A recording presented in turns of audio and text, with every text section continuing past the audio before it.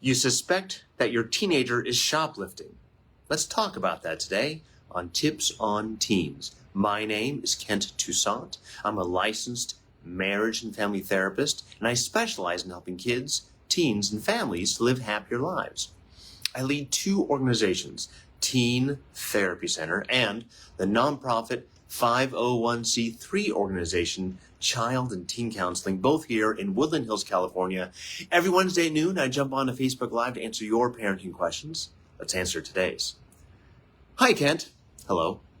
I noticed some stuff in my 16-year-old son's room last week that I'm pretty sure he didn't have the money for. This made me very suspicious.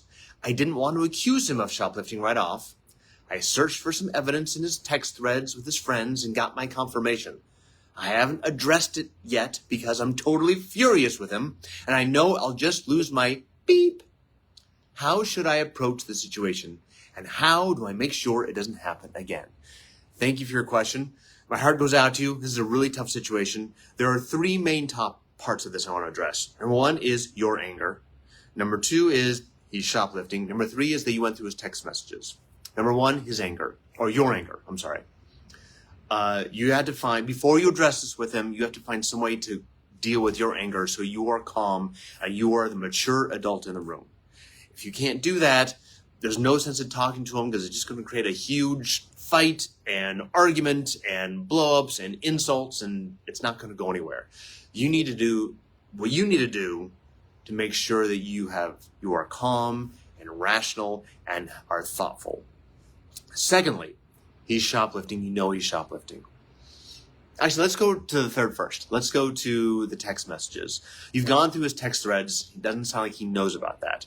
If you do tell him this, now you've betrayed his trust, right? Anytime you go through a kid's text messages and they don't know you're going through it, it's a violation of trust.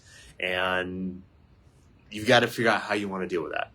Now, you can tell him he's shoplifting without going and talking about the text threads. Now, you can say, hey, listen, you have all this stuff. I know you don't have the money for this. I don't think your friends are giving this to you. I think you're shoplifting. And just say it directly. Now, he may deny it, but start talking about what are the ramifications of shoplifting. Like, you should already know if he gets arrested, what are you going to do? Are you going to kind of let him sit there for a while and kind of stew at LA, PD for a bit? Are you going to go save him right away? You have to figure out what's right for your family. There is no one right answer. But I think you need to communicate with him. This is what if you get caught shoplifting, this is what I'm going to do. But also it's about empathy. It's like, I care about you.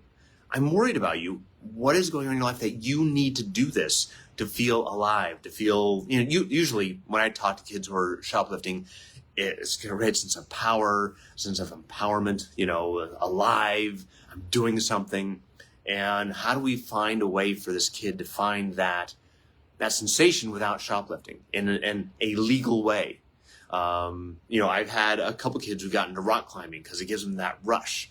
And that helped actually, for a couple clients, help get away from shoplifting and into something more creative, more stimulating in a positive way. I'm not saying that's going to help with every kid, but just a couple examples. I know some kids who utilize that. Some it's like martial arts. Some it's running. Some it's drawing. It's finding or a part-time job also.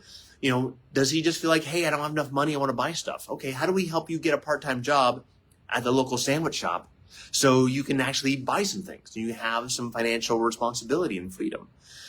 It's a big topic. There's 1,000 different reasons why your kid may be doing this.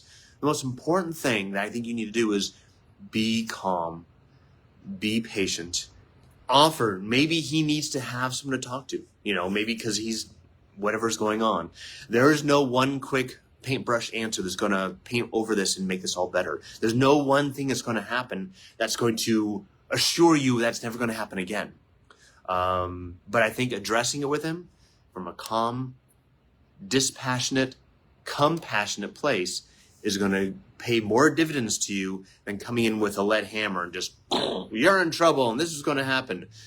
Because that's not really going to help him shift his gear. Again, empathy. If he can feel empathy for you, maybe he can start having empathy for others, whether that's the local store that he went to buy steal stuff, or the big chain department store. It's finding a way to have that compassion, teach compassion, even when you feel wronged. And I think if you can set that example for him, at some point he will be able to follow. Thank you for your question. It's a big topic. If you have more questions, you can always call me here. Our number's down below. But if you want me to answer your questions here on Tips on Teens, email us at tipsonteens@teentherapycenter.com, or you can direct message us right here on Facebook or Instagram. We love your questions. Thank you so much. Again, my name is Kent Toussaint with Teen Therapy Center and the nonprofit Child and Teen Counseling. And I'll see you guys all next week. Bye-bye.